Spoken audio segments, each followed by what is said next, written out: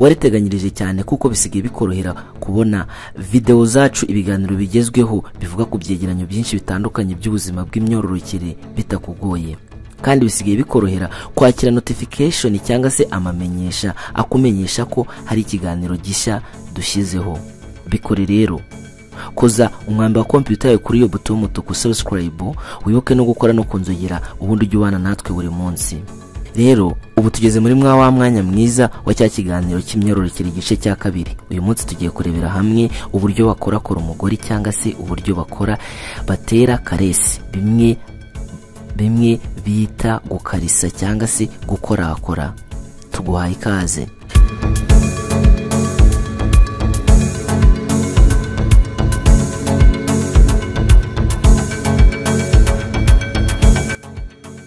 Uyu munsi kandi turarebera hamwe ikigero cyo gukarisa umugore cyangwa se gukorakora bishingiye ku mubano mufitanye, kandi n'ikigero cy'uwo mubano nuko ugenda wiyongera. Cyane cyane ibi bikuba bikunze kuba ku bantu bagiteretana cyangwa se bagishaka kurambagizanya.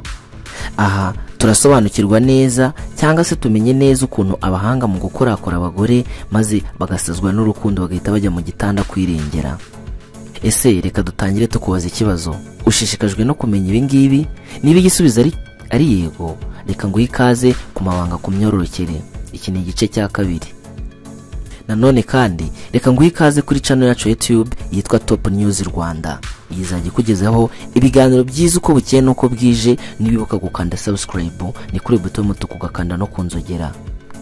Mbere yuko dutangira reka mbanze twemeranye nge nawe ku kintu kimwe. Burya gutera karesi ni ikintu kibanze mbere yuko ukora imibonano mpuzabitsina n'umuntu cyangwa se kugira ngo abanze akwiyumvemo. Nanone kandi bizwi ko mu miterere y'umugore inkomoko yo kwifuza cyangwa se kwifuza kuryamana n'umuntu ari ikintu gituruka kure. Aha bikaba bitandukanye n'umugabo aho we gushuha cyangwa se guhita yumva ashaka imibonano mpuzabitsina bikubitira kuba abonye umukobwa wambaye utujipo tugufi cyangwa se umugore wambaye utujipo tugufi cyangwa se ibintu bimwegereye. Aha kandi bo barangazwa na buri kimwe, aho babona amashusho ateye ukuntu n'ibindi bintu nk'ibyo bishobora kurangaza umuntu hifashishijwe ikoranabuhanga cyangwa se buri kintu cyose cyatuma umuntu arangazwa n'ibintu bitandukanye birimo ibintu bishobora kugukururira biganisha ku mibonano mpuzabitsina. Reka nkubwire ko abagore atari ko bateye. Abagore bo bifuza kuba babwirwa amagambo meza, kumureshyarishya ndetse no kumukorakora. Ariko ikiza kigatsinda ibindi byose ni ukumukorakora, ari nabyo tugiye kwibandaho muri iki kiganiro cyacu nk'uko twabibasezeranyije. Reka nkwibutse ko muri iki kiganiro turi bivuge ku byiciro bitatu bya karesa hagati y'umugabo n'umugore. Ahangaha turahera ku rwego rutoya tugeze ku rwego rwo hejuru. Aha mu gutangira turatangira dusobanura karesi cyari cyo, inzego zo gukarisa, ndetse tunasobanukirwe nuko zikoreshwa izo nzego zose. Ubundi gukarisa ni iki?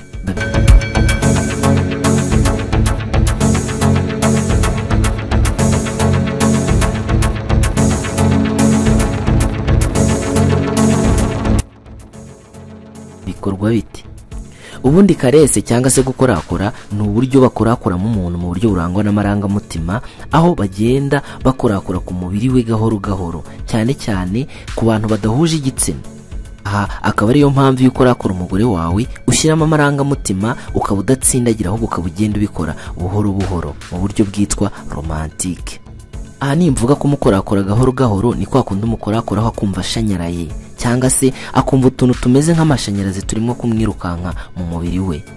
Reka nkwibutse ko kandi karese ikorwa mu gihe gisanzwe ndetse no mu gihe gikwiriye. Kandi nanone bibuke n'ikindi kintu ko ijyana n'ikiganiro murimo cyangwa se ibyo murimo ako kanya. None kandi guhinduranya igihe ndetse n'inshuro zo kureba cyangwa se gukarisa umugore ni ingenzi cyane mu rukundo. Nanone reka nkwibutse ko uko wakorakoreye umugore wawe ejo ari nako wabikora uyu munsi. Hinduranya, ugenda ubikora mu nshuro nziza kandi zitandukanye. Reka nkwibutse ko igihe utabihindura ntago bijya bimunezeza kuko abamajije kwifata nk'ibisanzwe. Icyo gihe abakeneye ibintu bisha kugira ngo umwereke itandukaniro. Indi bango taruzi nuko gukarisa cyangwa se gukorakora umugore bimara igihe runaka cyangwa se bigomba kumara igihe runaka. reka nkwibutse ko ushobora gukora ku mugore wawe mu nshuro zihuse, inshuro nkeya, cyangwa se ukabikora mu nshuro zirambuye. Kugenda urushaho guhindura uburyo mwabikoraga cyangwa se uburyo ugenda umukorakoraho, niko akomeza kugenda abona ibintu bishya atarazi, cyangwa se agakomeza kugenda asobanukirwa ibindi bintu we bisa nkaho ari ubwa mbere abonye. Reka nkwibutse ko karesi uyikora ukurikije amarangamutima ndetse ukayikora ukurikije uko umuntu uri kuyikorera agenda abyiyumvamo. Aha kugira ngo bisobanukirwe neza ni nk'uko udashobora gukarisa umuntu mumenyeranye cyangwa se n'uwo mutangiye kumenyana ako kanya. Ahangaha haba harimo itandukaniro rinini kubera ko abo bantu baba batandukanye mu buryo bw'uko muziranye mu buzima busanzwe. Nanone kugira ngo bisobanukirwe neza hari igice cy'umubiri ushobora gukoraho ku muntu mwamenyanye kera ndetse n'uwo mukimenyana ako kanya. Aha ibice ushobora gukoraho cyangwa se bimwe ushobora guteraho karese nk'uko twabitangiye byo bita gukorakora biba bitandukanye. Aha kugira ngo byumve neza reka mbanze ngusobanurire. Tekereza uhuye n'umuntu bwa mbere ukabona atangiye kuza gukorakora ku gitsina. Ngaha usibye no kumwiyaka wahita uhamagara n'inzego z'umutekano.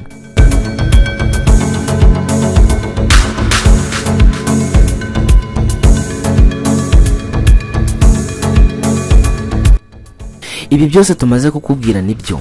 Ahubwo se nizeye karese ushobora gutera umuntu muziranye cyangwa se ushobora gukoresha ukora ku muntu muziranye ndetse n'uwo mumajije kumenyana ako kanya. Icyo kigero umuntu akigira hate? Icya mbere hari uburyo bwa karese cyangwa se uburyo bwo gukorakora bwo mu rwego rwo hasi. Izi karese dushira mu rwego rwo hasi, izi ni karese ukorakora ku muntu muziranye bwa mbere cyangwa se umugore cyangwa se umukobwa muziranye cyangwa se mukaba muziranye ariko ukaba utari wabikagerageje na rimwe. Reka nanone turebere hamwe intsinzi bikenewe kugira ngo bigere ku rundi rwego. Uzifashisha amayeri tugiye kukubwira. Aha iyo ari umuntu mu gihura bwa mbere cyangwa se ushaka gukorakora, usa nkaho ugiye kumukura akantu gashobora kuba kamugiye ku mutsatsi cyangwa se ku ngohe, birumvikana ko nta kaba gahari. Sa nk'umukarisa gahoro gahoro umanura kutama ndetse ugera hasi gatoya. Nga se fata ikiganza cyawe ugishyire mu mugongo we umanura ugeze hasi kandi ubikore gahoro ku buryo udatsindagira. Nyuma ukureho ikiganza cyawe. Hari nubwo ushobora gukora aha ushobora kurambika ikiganza cyawe ku rutugu rwe. Aha ushobora kukimanura gahoro gahoro nk'uko wabikoze ku mugongo. Nabwo ukabikora mu buryo burangwa n'ibyiyumvo kandi mu buryo bworoshye cyane. Ibi nanone kankwibutse ko ushobora kubikora ari nabwo ugenda umanura ku kuboko gahoro gahoro ugeza no ku nkokora.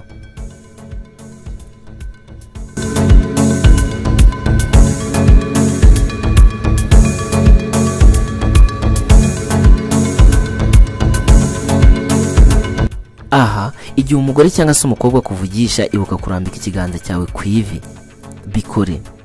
Nurangiza ugikureho mu buryo bw'ibyiyumvo cyangwa se usa nkaho umukorakora. Ikarese kandi reka nkwibutse ko zakirwa n'umugore cyangwa se umukobwa mukundana igihe ubikoze bitewe n'ikiganiro murimo kugirana ako kanya. Angaha iyo ubikoze usa nkaho uri kubimwereka ako kanya, ahita yishiramo ko ibyo uri gukora nta mumaro bifite, ntatinda no kukuyaka kuko ayishiramo ko hari ibindi wari ugamije. Ntacyo bihindura ku mubiri we kuko aba yamajije kuvumbura ibyo wari ushatse gukora. Nkwibutse ko ahangaha iyo byitwayemo neza bihita bikwambika amapeti ndetse bikagushyira ku yindi ntera. Iyo ntera nicyo cyiciro cya kabiri tugiye kuvugaho mu kanya. Dukomeje no kuguhamo ikaze. Kandi tukwibutsa ko niba waryoheye n'iki kiganiro, kanda subscribe. Ni kuri buto y'umutuku ukande no kunzogera ubundi dukomeze. Ni imyororokere igice cya kabiri. Ini Top News Rwanda. Ibi tukubwira byose ni urugendo rumeze nko kuzamuka ku ngazi cyangwa se kuri esikariye. Ntacyo ufite cyo gusimbuka. Byose uzabitangira kugeza ubwo uzagera kuri etape ya kabiri yose tugiye kukubwira. Kankwibutse neza ko ugomba kuzazamuka witonze. Nta hantu ho gutsikira na hamwe hahari. Icya kabiri hari na karese dushira mu rwego rwa kabiri. Ko karese zanyu zikomeza kugenda zizamuka cyangwa se ugeze ku rwego rwa kabiri, ni nako ukomeza kugenda urushaho kugira ku myanya y'ibanga y'umugore cyangwa se uwo mukobwa mukundana. Ngaha reka tukwibutse ko utarageraho musoma, ariko muri iki cyiciro tugiye kukubwiraho biba byegereje. Kwibaza uti ese ngaho wabikora ute? Dore uko uzajya ubigenza nuko. tera karese mu mugongo. Niwebuka kuri etape ya mbere twakubwiye ukuntu ujya ukora umugore ku mugongo cyangwa se mu mugongo ukamanura ikiganza cyawe gahoro gahoro. Kuri uru rwego noneho ushobora kumurambika ikiganza mu mugongo ukamukarisa bigatinda ku buryo ahita asobanukirwa ibyo uri gukora. Angaha rero ukoresheje uwo mukino twakubwiye haruguru ushobora kumwandika nk'ikintu mu mugongo cyangwa se ukamwandika nk'akazeru cyangwa se ikindi kintu mu mugongo ukamusaba ko akubwira iyo nyuguti iyo ariyo. Bwire ko uyu mukino ushobora kuwitwaza ukamukarisa. Ngaha reka tukugeze ku rundi rwego noneho. Tera karese itako rye. Manura ikiganza cyawe ukizamura gahoro gahoro mu buryo burangwa n'ibyiyumvo sitako rye ku buryo ari utangire kwifuza. Ngaha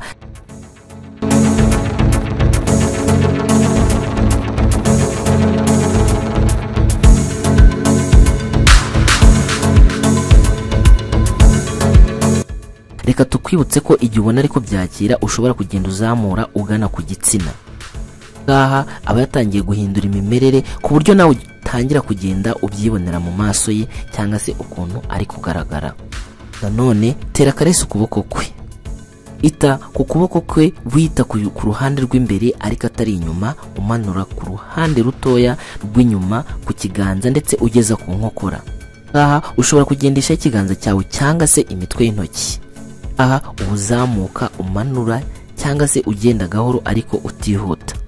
Aha reka nkwibutse ko bizamura amashanyarazi mu mubiri we kandi ibimenyetso bigatangira kwigaragaza mu maso ndetse no mu gitsina cye. Ibuka gutera karese ijosi rye ukoresheje umunwa.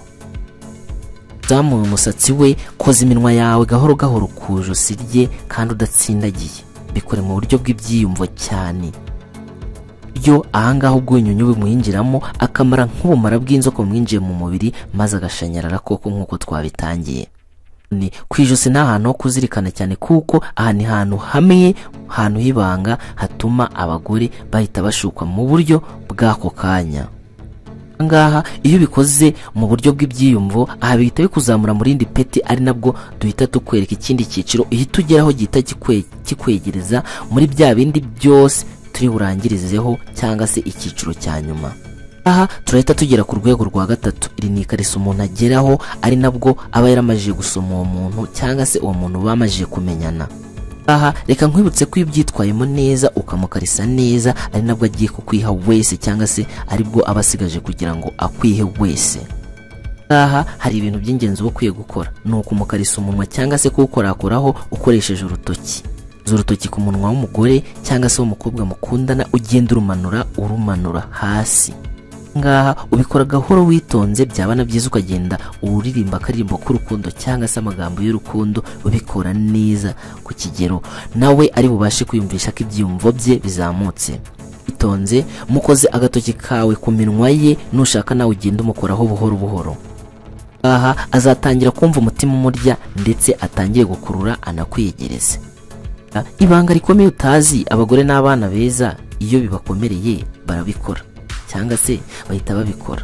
Burya bagenda akikira umwana we yumva nawe agufite ku buryo agenda kwiyegereza kuko ari byo bita bimuha amahoro burya. Aha ukoresheje iminwa yawe kora ku gace gatoya ku gutwi kwe utangire gusa nkaho ukiyegereza gatoya cyangwa se usa nk'ukanyunya. Ibi ngibi birazamura amarangamutima ye mu buryo butagoye. Ibyo biramusaza cyane kubera ko bitera umushukwe umwe mu rwego rwo hejuru.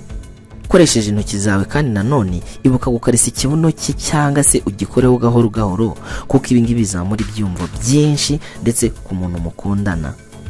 Aha iyo bikoze neza ahita yumva uri mu byiciro byose ku buryo agenda ahita yikwiyumvamo mu buryo bwihuse ku buryo adatinda kuguha byose. No kuvuga ngo ni ibintu byose nk'uko twese twatangiye tubivuga. Bimeze bitya ntago twagenda cyangwa se ngo dusoze tutakubwiye igice cy'ingenzi utagomba kwirengagiza igihe cyose muri gushimishanya cyangwa se igihe cyose wiyemeje gukora urukundo n'uwo muri kumwe. Aha ndavuga umugore. Aha ntago nagenda nakwibukije kugenda ukoze ururimi rwawe ku moko z'amabere, zengurutsa ururimi rwawe ku moko z'amabere ku buryo zirahinduka nawe ukaza kubibona.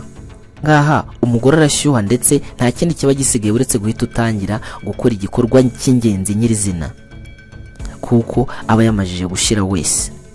kumenyesha ko iyo bigeze aho watangiye icyo gikorwa cyose nta kintu na kimwe utakoze aba yamajije gutoma mu gitsina, haba hasigaye igihe gito mukaryamana kuko buri kimwe cyose uba wakirangije. Aho bigeze aha ngaha intambwe ukurikiyeho ni ukumurongora. None kurongora nabyo biba bifite ibanga rya nyuma uba ugomba kuzirikana kugira ngo ubashe kubikora maze nawe arangize. Ibi ngibi nabyo kugira ngo uzabimenye mu buryo butakugoye, reba aho ngaho ahantu kuri ako kabuto y'umutuku kanditse subscribe ubundi ugakoreho, icyo kiganiro nacyo uzahita ukibona mu buryo bworoshye. Reka ngo nkwifurize ibihe byiza wowe wemera kubana natwe kuri Top News Rwanda. Akabiganiro nk'ibi ngibi nakagaruka igihe cyose uzibuka kubana natwe ukanda subscribe, ukadusigira igitekerezo, ukaduha inyunganizi ndetse ukatwereka ko ukunda n'ibikorwa dukora. Tuzabana nawe ibihe byose. Ciao.